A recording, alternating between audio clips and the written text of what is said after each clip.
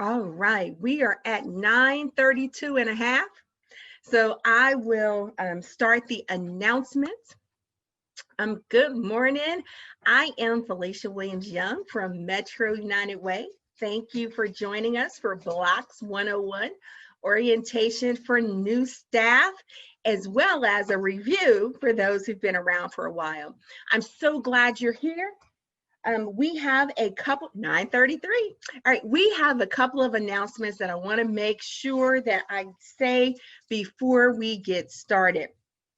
There was going to be a training immediately after this training called What is Quality in a Nutshell? That training has been, so that everybody's not on here for 3 hours today, we decided to move it to November 19th. So please put it on your calendar for November 19th. It's What is Quality in a Nutshell? Invitations will be sent out to everybody the first week or so of November. So you should get something in your inbox, but put the little tickler on your phone so that you remember that it's happening.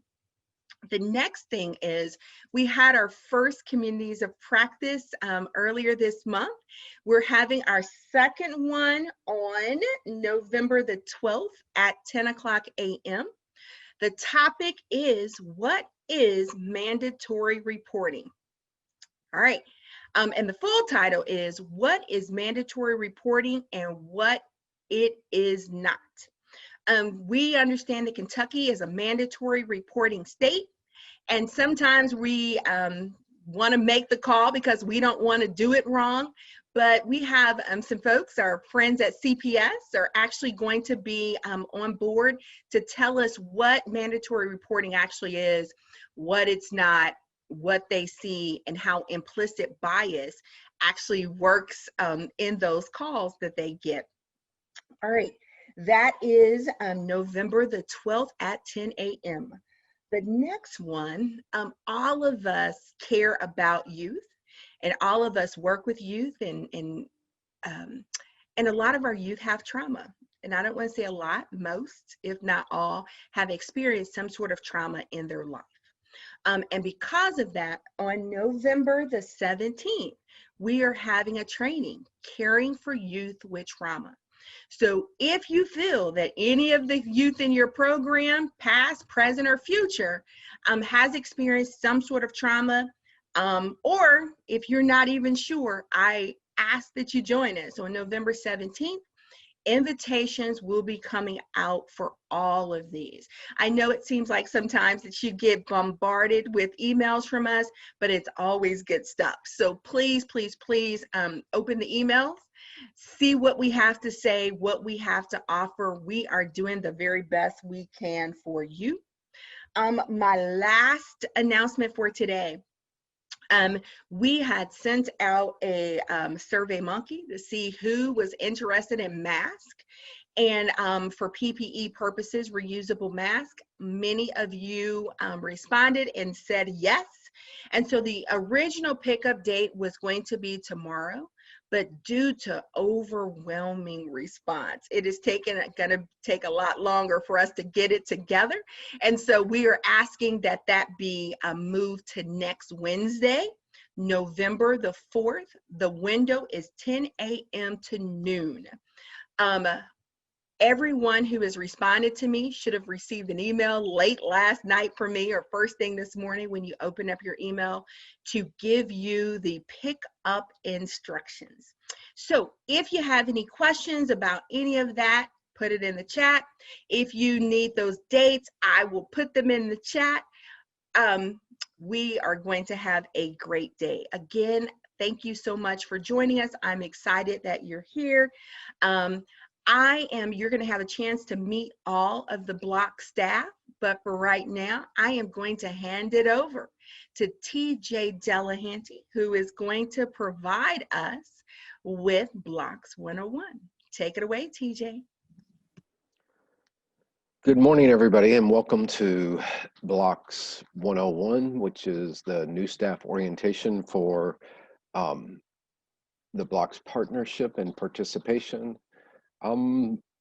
For our icebreaker today, we're all going to practice using the chat box. And what I would like you to do is to type your name and the organization and site that you are representing today.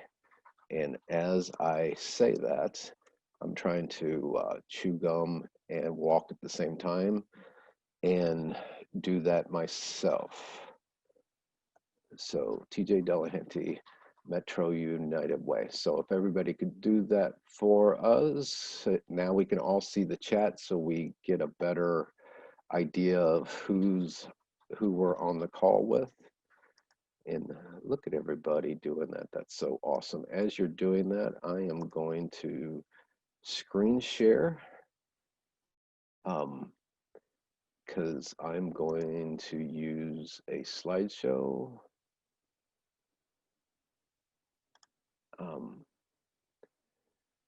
Good morning. BLOCS new staff orientation is today, October 29th, 2020. I want to share our learning goal today. Our learning goal is to get an introduction to what BLOCS is and what it entails to participate in BLOCS. My goal is to get through the informational part of the presentation in 30 minutes or less, and then we will open it up to a version of a AMA.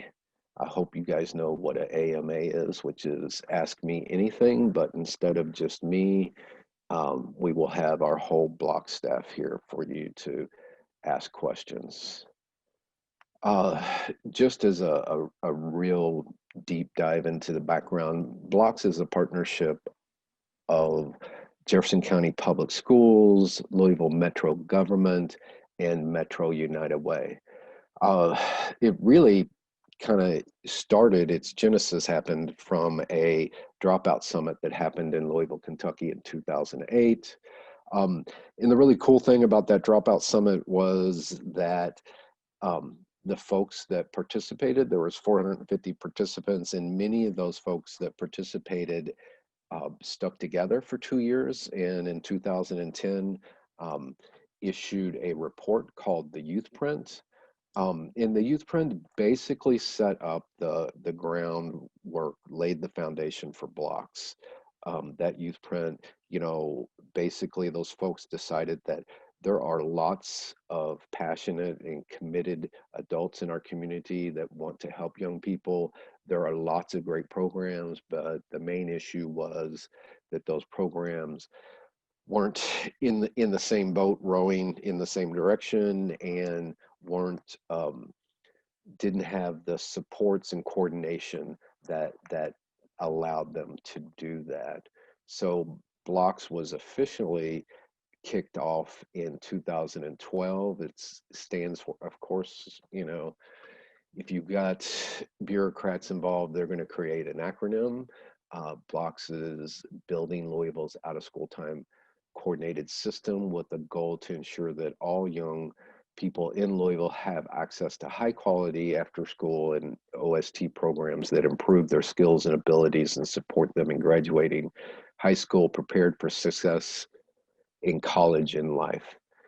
How we do that is creating awareness of the important role of out-of-school time, setting standards for program quality, and inciting, I love that word, inciting provider participation and motivate provider excellence in program performance.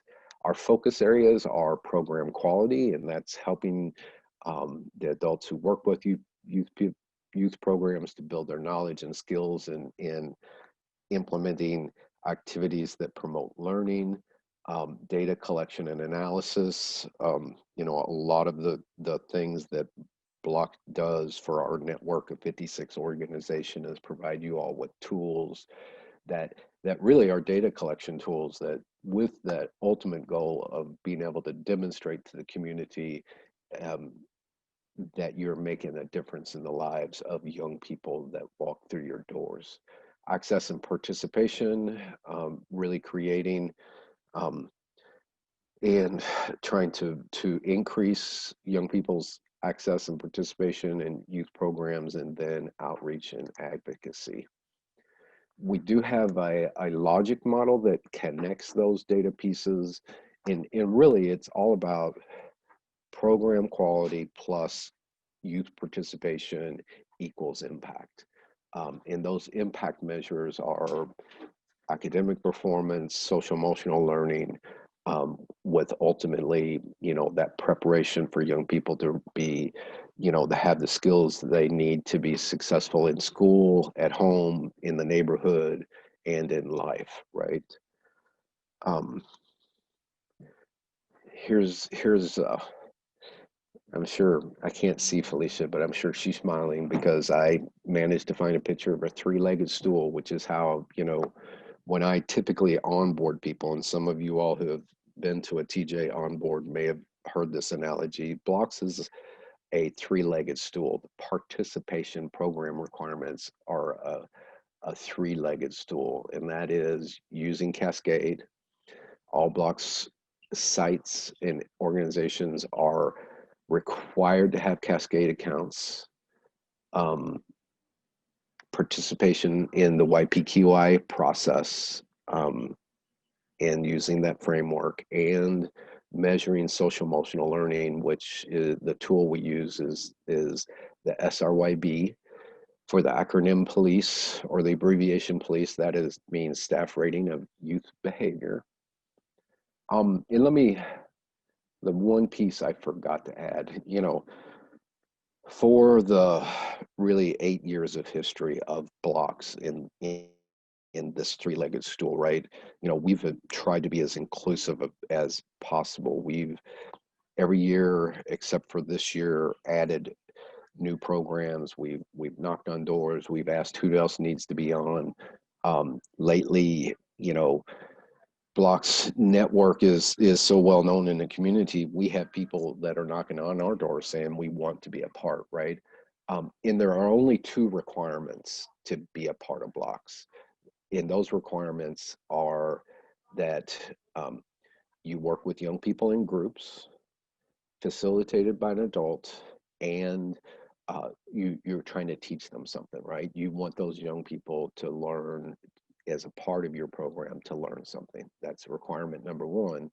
And requirement number two is that for every cohort of young people, for every group of young people that you work with, that you spend at least 30 hours, those young people spend at least 30 hours in your program, and they have during a school year, right? So they have from August to June for you to get in 30 hours. It's not 30 hours a day. It's not 30 hours a week or a month or a semester. It's 30 hours within a school year.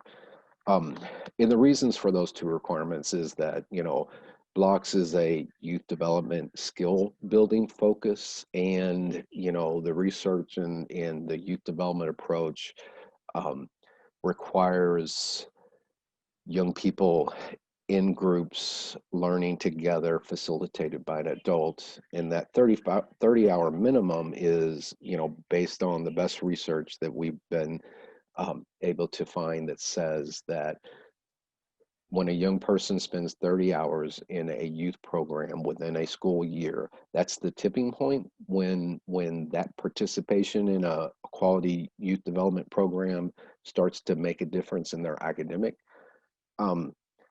performance. So those are the only two requirements that a youth agency, organization, program needs to be a part of BLOCS. Those two requirements.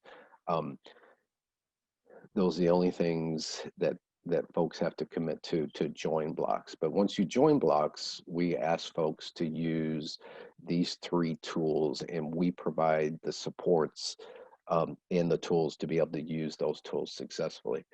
I'm going to go through in depth with each one of these legs of the stool next. And the first is Cascade. And what I'm going to try to do is do the what and the why and the how for each one of these tools. The what for Cascade is it is a JCPS web database that allows community-based organizations to build rosters of young people that participate in their program that allows that community-based organization access to students' academic data. And examples of that data are K-Prep scores, MAP assessment scores, ATC scores, plus attendance and suspensions, and probably a few other things. BLOCS sites are required to have a Cascade account with updated rosters every year and to keep regular attendance. Starting in JCPS is gone back and forth with this over the history of BLOCS. At one point in time, BLOCS sites were required to get parent releases every year. And then JCPS flexed on that and said, once you get a parent release on a young person in your program, that young person stays in your Cascade account until they age out of school.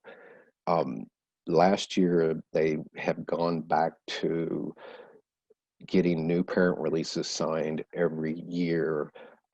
They are supposedly clearing everybody's Cascade rosters typically in August of every year, and then you have to get parent signatures again. That's an active signature, active consent for parents to sign to allow you all to have access to their academic data in Cascade, right? And once again, this year we have a brand new consent form, parent release form, and we are requiring folks to get parent releases signed and build their rosters. JCPS had shut down or closed kind of Cascade at the beginning of this year because they said grades were not in Cascade, so they didn't see the need for our folks to use Cascade. They have recently started putting grades back in Cascade, and we will be sending an email out next week asking everybody to build their rosters in Cascade. The why of Cascade. Cascade allows each BLOCS site to build rosters and track program attendance. JCPS's intent is for our community-based partners to have individual academic data for their program participants to tailor academic intervention to that individual student's need. So if you ask JCPS, why do they allow our youth service providers access to individual academic? Because they want you all to tailor academic remediation to that student's need based on their grades, right?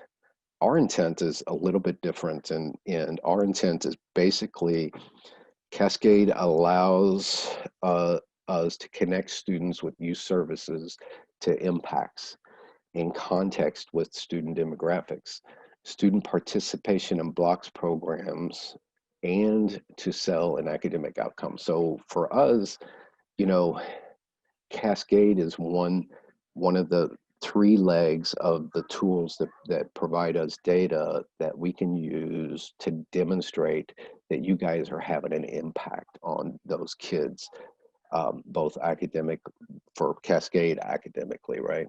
And it also allows us to connect the kids in BLOCS programs academic performance to social emotional learning and to the quality of those programs. That's going to be a recurring theme. So all of our sites now have accounts. Each year, JCPS clears those site rosters. Every year, sites are asked to rebuild those rosters by getting parents to sign the JCPS parent release. This year, there's a new release, so we will make sure you all have access to that. And if you're a Cascade user, that release is on the Cascade login page. The other new thing this year is there is a Google Doc, an online form that you can send to parents for them to fill out that goes straight to JCPS. When you're using paper parent releases, you get the parents to sign them, and then you scan them and email them to Catherine Colasano and Krista Drescher-Burke at JCPS. Once JCPS receives your parent releases, they start building your rosters in Cascade. I'm going to try to plow through this as quickly as possible. And then we're going to have hopefully a good 20-25 minutes for questions. I'm going to move on to the second leg in the BLOCS three-legged stool, and that is the youth program quality intervention. You can tell we use research-based tools because they have horrible names. I don't know what is up with academics, but they cannot make user-friendly or even nice-sounding names. So you'll rarely see, some of y'all, this might be the first time that you've heard me actually say youth program quality intervention. It is a framework, right? It is a framework that builds staff knowledge and capacity to create and design activities that promote learning. It was developed by the Weichert Center for Youth Program Quality. The Weichert Center is a spinoff of the High Scope Educational Research Foundation. There's 40 years of practice and research that went into this framework, and it works if you are working with young people. It is applicable to you if you work with young people in groups facilitated by an adult in activities that have a learning goal, right? And it's an assess, plan, improve framework. We ask folks to use this tool, which I'll show you in a second, to assess your program quality, which it means observing activities and using the framework to score those activities. Typically that happens in the fall of every year. We ask folks to do that self-assessment. We use the same tool to send in certified reliable external assessors who use that same tool in the fall to go in and rate score activities. So this tool is one of the reasons we love it, is because it's not about your organizational program, it's about your activities, and do those activities promote learning, right? And that tool scores activities, not staff, not kids, not programs, but activities, and lets you know that what is the probability that learning is happening in those activities. It's a database tool, right? So you enter your scores into a web-based database called Scores Reporter. We enter our scores in. The one thing that we really love about that is that data that goes in is immediately available to everybody. So everybody's got access to Scores Reporter, that web-based database. The scores go in. As soon as you hit submit on your scores, you can turn around and print out a report and have that data accessible to you. After we finish with the fall assessment period, though, we don't rely on you going into the web-based database to see those scores. We bring you in together and we give you your scores, both your self-assessment and your external assessment. We go through and talk about how to interpret that data and what it means, and then we ask you all to create a program improvement plan, which is basically 3 goals based on the data in your assessments, right? We want you to look at strengths and weaknesses and then create goals around the data in those assessment reports that strengthen the weaknesses that were identified in the report. So so that program improvement plan actually goes into Scores Reporter. We review all your goals and give you feedback.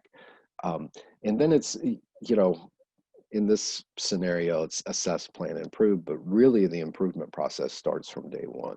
The actual one of the reasons, and I'm going to say this a lot, we love this tool is just in the process of using the tool to assess your programs, you're starting that improvement process, because that tool is really, and I'll say this again in a couple of minutes, is a recipe for creating activities that promote learning, right? The tool has the scores that we pay most attention to that come out of that tool is something called ITS, instructional total scores.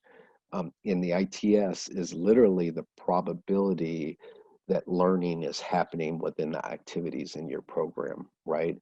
So by using that tool, you're becoming aware of what are the ingredients in an activity. What do I need to do when I'm planning my activities with the young people to promote learning, right? So, and that improvement process, you know, is continuous through that assessment phase to the planning phase, using the data to see where your program activities are strong and where you can improve them.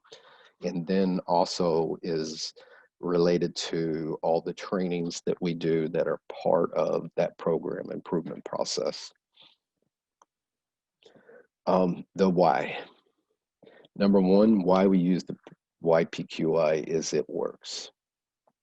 It is a framework that builds staff knowledge and skills to provide quality activities to promote learning. It works for any program activity. As you know, and as you look at the folks on the screen, we have such a huge, diverse array of youth services in our community. And you know, when you look at our list of program providers, there's the big name brand folks, the YMCA and the Boys and Girls Club, but there's also the little folks too, the Highland Parks, the Tiger Strike, and then there's the medium size, which like Americana and Neighborhood House, and then there's the folks that are kind of focused, like, you know, martial arts is a very focused activity. Young Authors Greenhouse is about writing. That's a very focused activity. River City Drum Corps is about drums. The reason we love this framework is no matter what you're doing with kids, as long as you're working with them in groups facilitated by an adult, this tool applies, and it will help you to create programs that promote learning. The other reasons why we use YPQI, it's trauma informed. YPQI is about safe environment, and that safe environment is both physical and emotional safety. It's about supportive environments. Supportive environments are that staff relationship and how we interact with young people and the expectations we have for them to interact with each other. It's about promoting interaction and engagement. All that is trauma informed, right? Um, the other thing is that, and I said this earlier, the PQA, the tool that we use, is a recipe to build activities that promote learning. The YPQI and the PQA tool we use are self-focused. And the bottom line, last on that PowerPoint slide, is that it works, and we know it works.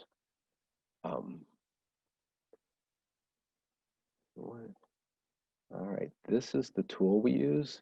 It is the Youth PQA, the Youth Program Quality Assessment. This is our recipe book.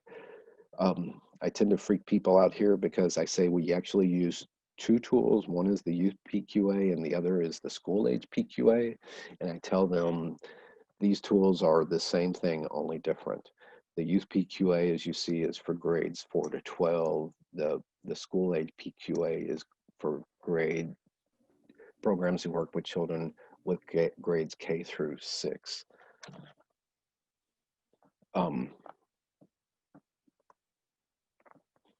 This is when I talk about it's a recipe, here's an example of what it looks like. One, it's based on 4 domains, and it has scales in each domain that add up to how you get there.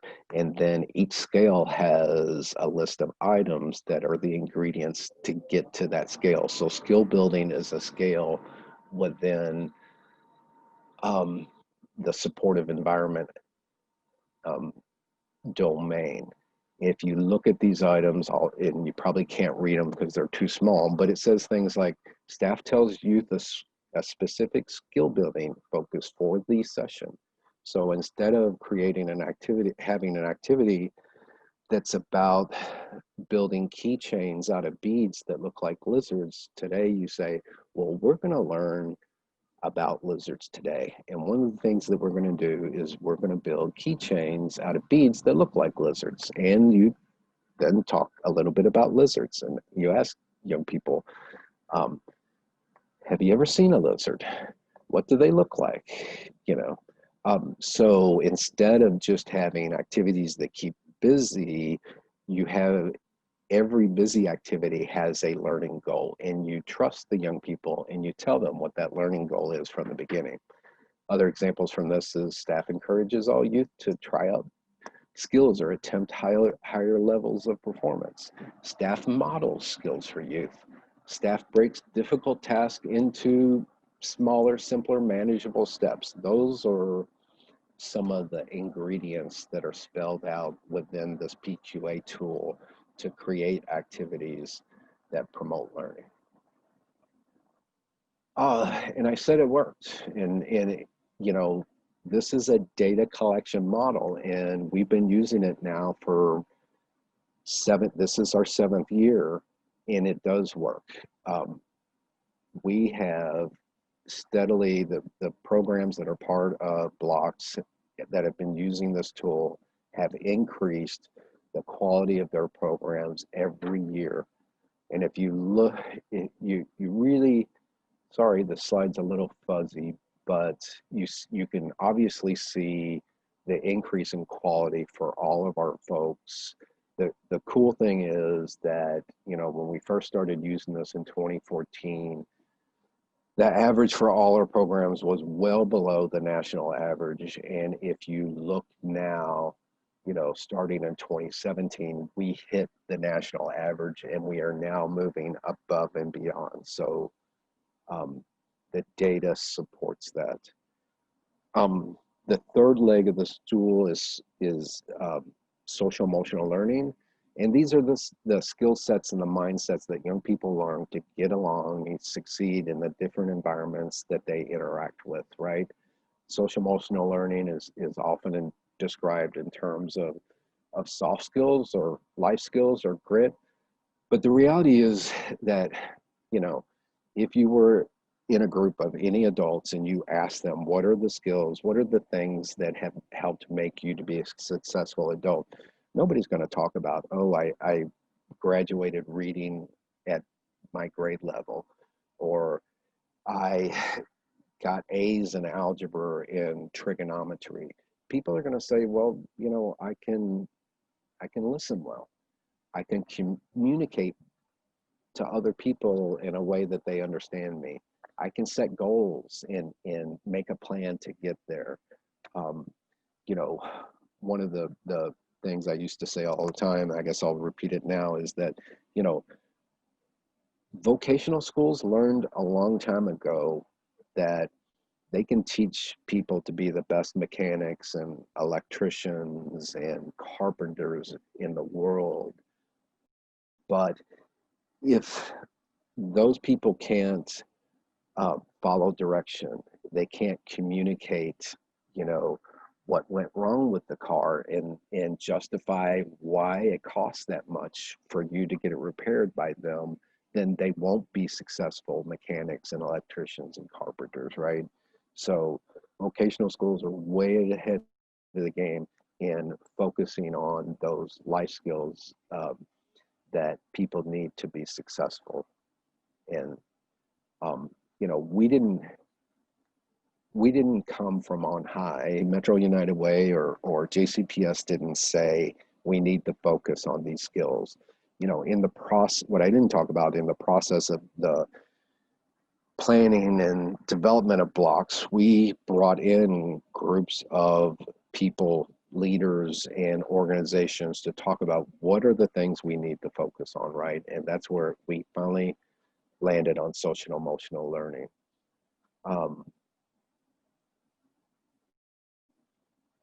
How do we do this?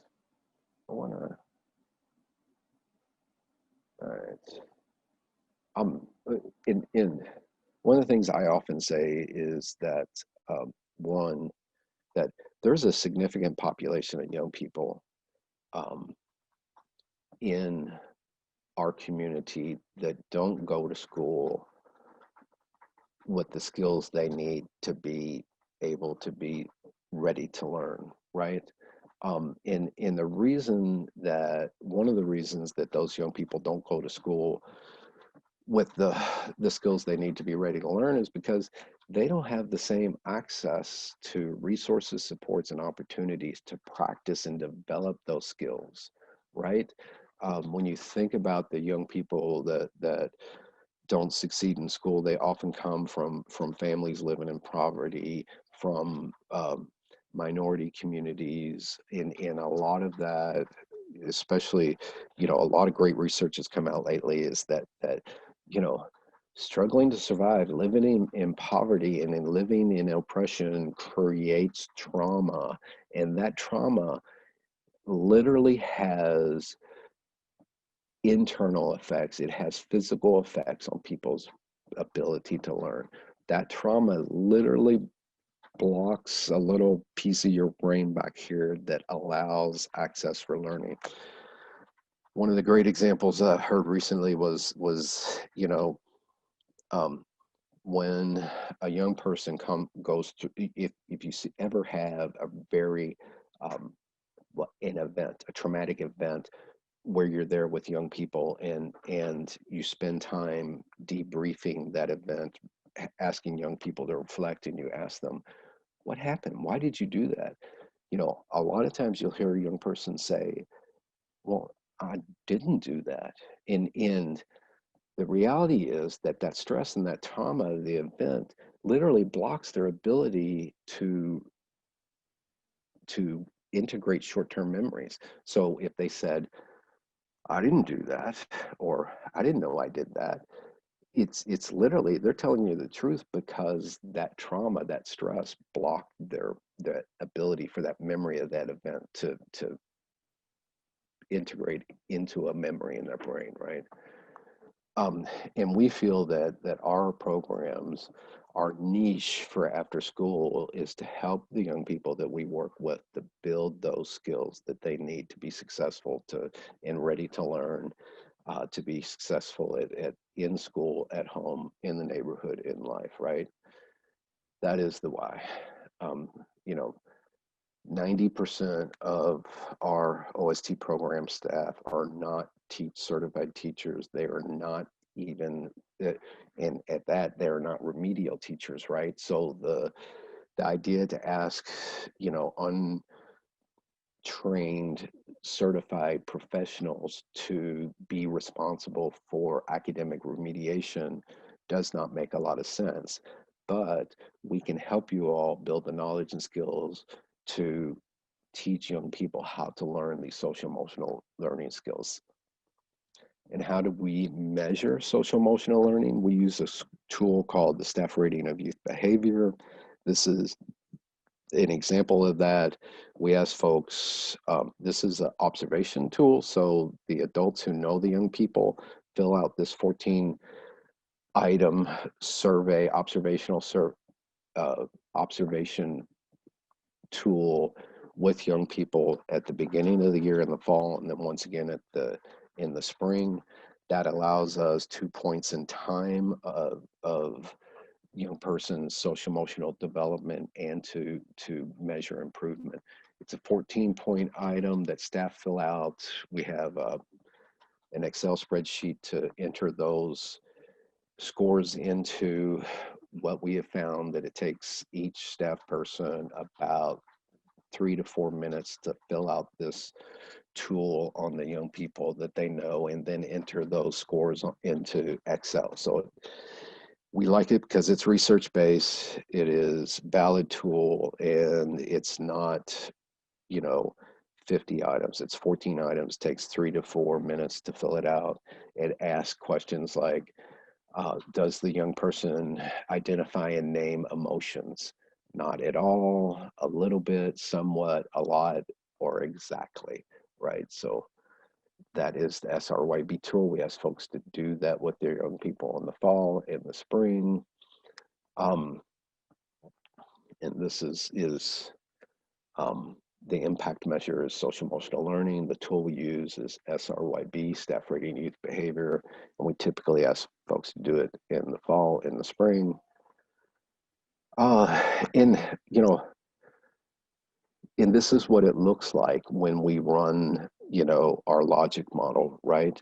We can now tell JCPS and the mayor and the community and parents that quality matters in social emotional development. Our high quality programs have seen 57% of youth improve their social emotional development from time 1 to time 2. Our lower quality programs only see a 41% improvement.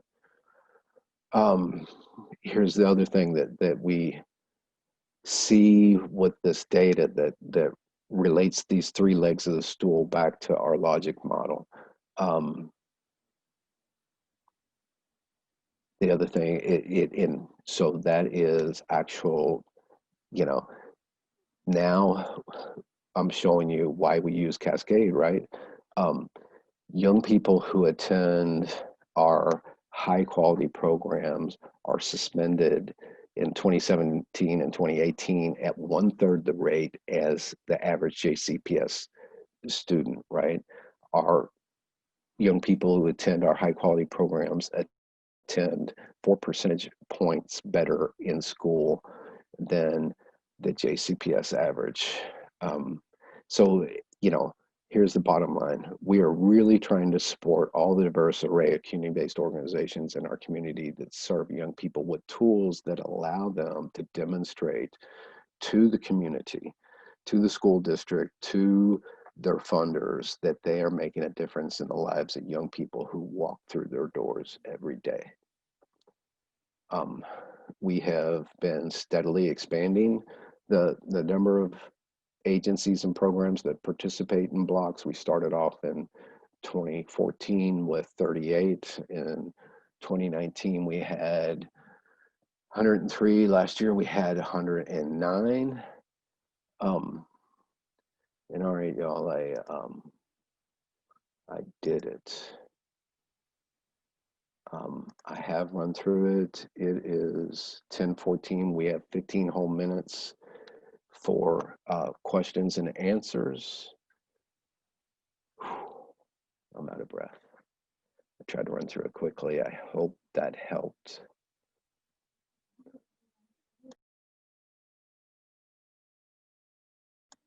All the questions you're dying to ask.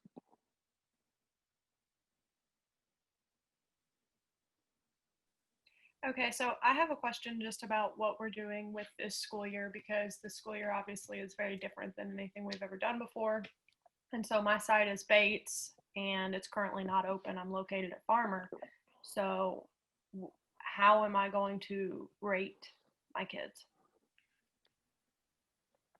Well, that's a good question. And the one thing that I didn't say that I should have, to not scare anybody, is that for this year during the pandemic, our theme is compassion over compliance. And a lot of these tools, you know, you successfully participate in BLOCS by using these tools, right? And a lot of our job is helping you do it and making sure you do it, right? Well, this year we have basically kind of suspended a lot of the requirements. We're not doing self-assessments. We're not doing external assessments this fall. We're not asking folks to do SRYB this fall, right? And that is, a lot of that is the realization that there's, you know, when we have talked to our folks, we figured out that at least 25% of our programs are not doing in person. Another 30% are doing a combination of in person and virtual, and then, you know, another 35% are doing in person. And it wasn't fair to require everybody to do something when there's really no mechanism to do that. Now in December we will reevaluate. Our goal is to try to get 2 sets of scores for SRYB in January and February, and then in March and April and May. But that's to me, if and only if people have programs in person. We can't do SRYB virtually. It's just, it's not a valid tool for that. And it's the same for the PQA. So if and when we do, at the bottom line, you know, hopefully this pandemic thing will have a handle on it, and we can get together in person and shake hands and hug and have our young people together without mask on before this year ends. But our tools aren't adapted for online or virtual. So if that continues, we will not, it'll be another asterisk year. We will not be able to use any of these tools. So that's the first part of the answer. The second part is, if and when we do, you've got 4 people at least on your screen that will help you individually, you know, work through it, right? Mike, Felicia, Antonio.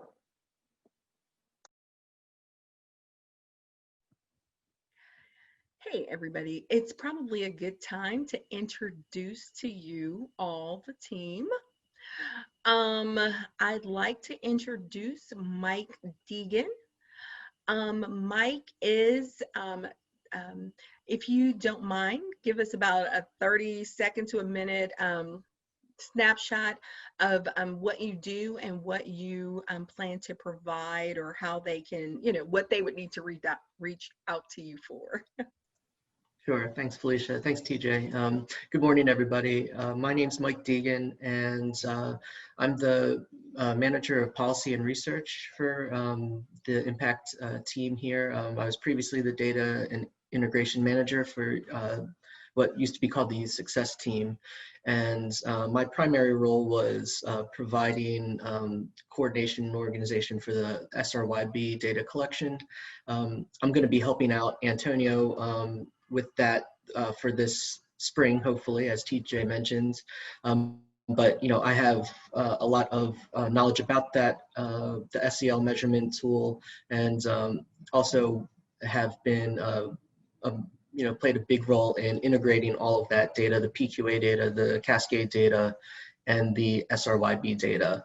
So I'll still remain in that role for the time being, but you know, anytime you have a question about any of these measurements, feel free to reach out to me.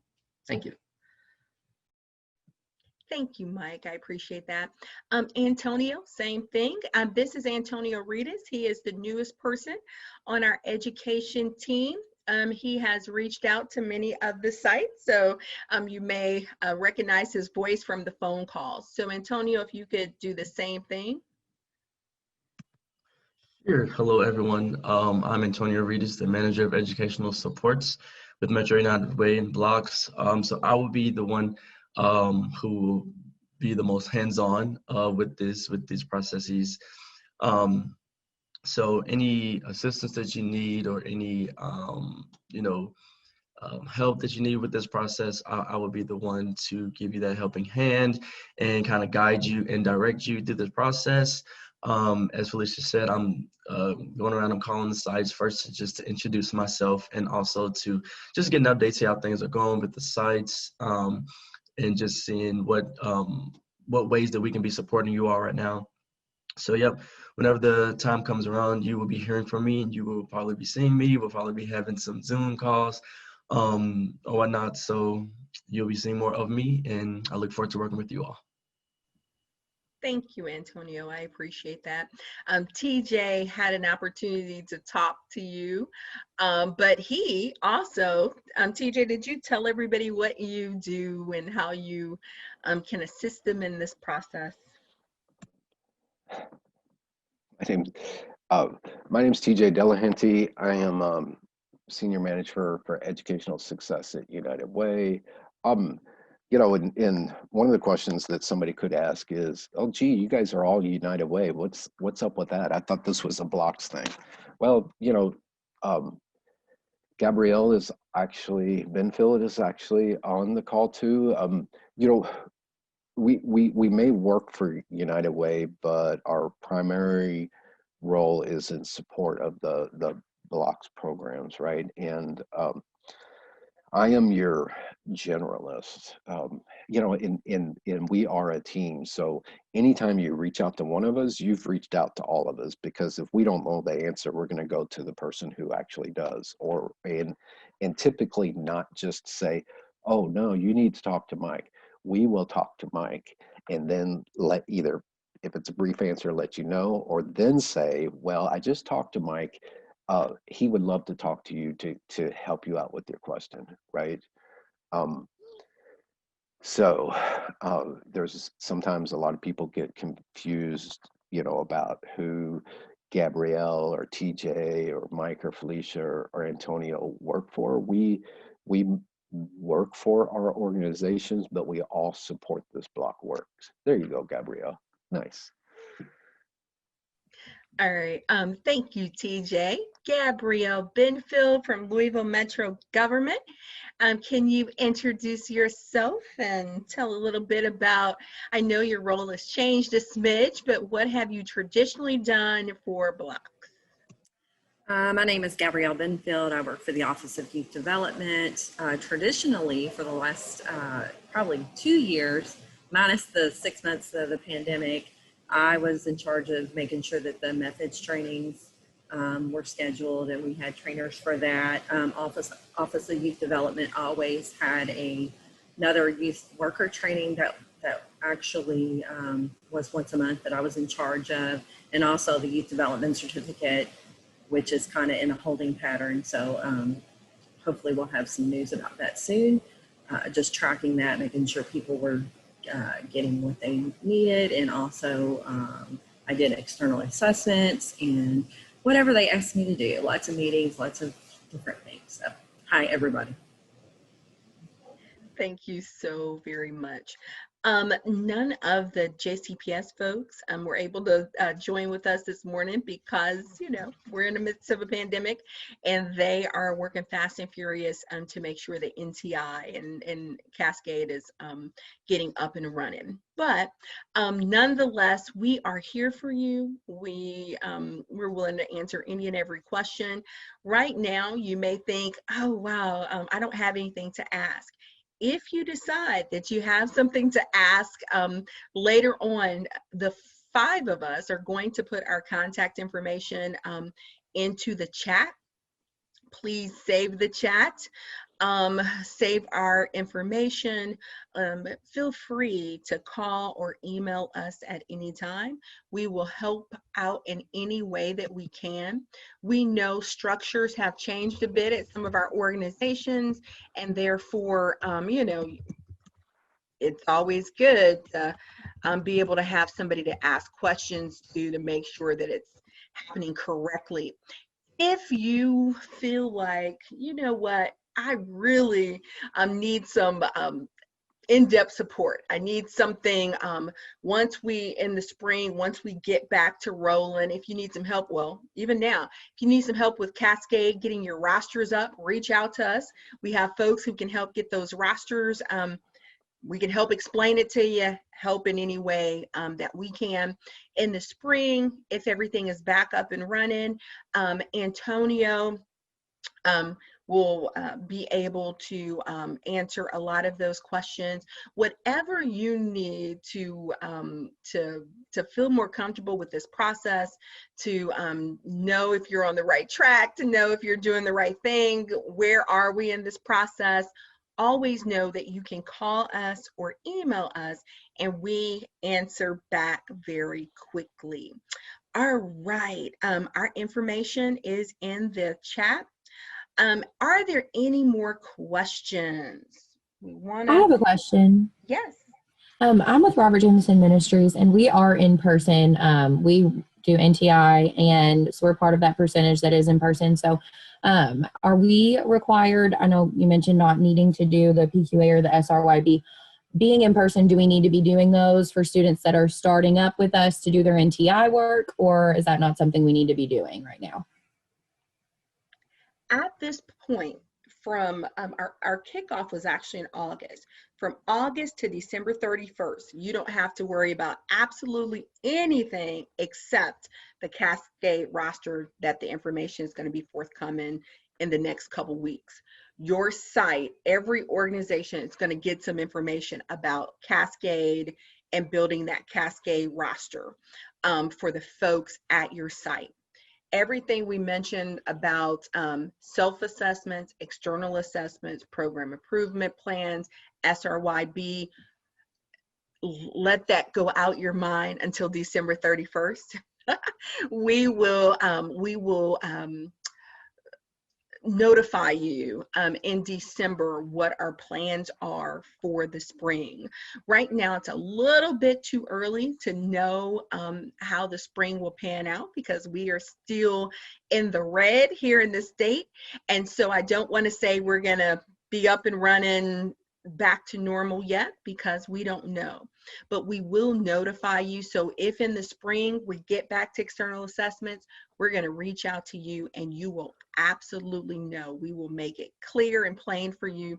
We'll explain the process again if necessary. We'll have another Zoom if necessary for the new folks to walk you through the process. Whatever we need to do or whatever you feel like we need to do for you, we would be more than happy to discuss that.